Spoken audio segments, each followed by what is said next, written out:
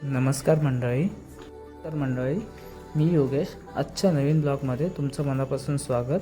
आपण आज भेट देणार आहोत संगमेश्वर येथील पांडवकालीन अतिशय प्राचीन आणि ऐतिहासिक कर्णेश्वर मंदिराला. चला तर मग या सुंदर प्रवासाची सुरुवात करूया. अलकनंदा, शास्त्री आणि वरुणा या 3 नद्यांच्या पवित्र संगमावर वसलेले हे कर्णेश्वर मंदिर. चला तर मग पाहूयात हे प्राचीन मंदिर. मंदिरात प्रवेश करतानाच दोन्ही बाजूंना देवी पार्वती आणि देवी महाकाली यांचे सुंदर दर्शन होते. त्या शांत आणि प्रसन्न वातावरणामुळे मनाला एक वेगळीच ऊर्जा मिळते. पायऱ्या चढून वर येताच तुम्हाला सर्वप्रथम श्री विष्णू भगवानांचे सुंदर दर्शन होते. त्याचबरोबर त्यांच्या 8 दिव्य रूपांचे कोरीव शिल्पेही येथे पाहायला मिळतात. तुम्हाला येथे दिसणारे हे गोलाकार दगडी आकार स्थानिक परंपरेनुसार पांडवांच्या जेवणाच्या ताटाचे प्रतीक मानले जातात. अशा प्रकारचे एकूण 5 ताटे या मंदिरात पाहायला मिळतात. आता वरती पाहिल्या छतामध्ये अतिशय सुंदर दगडी झुंबर दिसते. त्यामध्ये एकाच दगडात कोरलेले 3 प्रकारची अप्रतिम नक्षी आहे. या नक्षीला कर्णफूल असे म्हणतात. या कर्णफुलाभोवती 8ही दिशांना विराजमान असलेल्या 8 देवतांची सुंदर दगडी शिल्पे कोरलेली आहेत.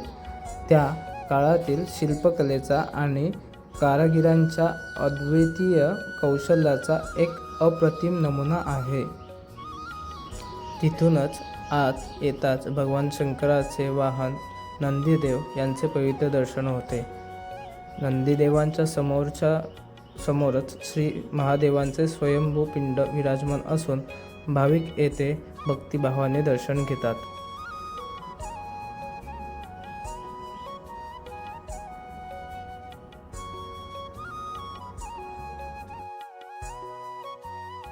नंदीदेवाच्या अगदी वर गाभाऱ्याच्या प्रवेशभागात कोरलेले एक सुंदर आणि प्राचीन शिल्पही पाहायला मिळतात. या शिल्पात दगडी कलाकुसर त्या काळातील उत्कृष्ट स्थापत्यकलेची साक्ष देते.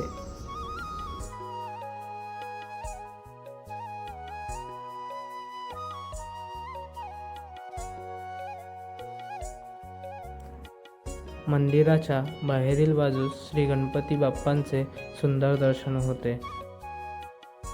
मंदिराचा सभोवतालचा हा शांत, निसर्गरम्य आणि प्रसन्न परिसर प्रत्येक भाविकांच्या मनाला एक वेगळीच ऊर्जा आणि समाधान देतो. येथे काही क्षण शांतपणे बसल्यानंतर मनाला विलक्षण शांती लाभते. हेच आहे हजारो वर्षाचा इतिहास, अप्रतिम दगडी शिल्पकला आणि अध्यात्म यांचा संगम असलेलं श्री कर्णेश्वर मंदिर. आशा आहे की हा प्रवास तुम्हाला नक्कीच आवडला असेल. अशाच आणखी सुंदर ऐतिहासिक ठिकाणांच्या सफरीसाठी आमच्या वन डे कोकण या यूट्यूब चॅनलला सबस्क्राईब करा.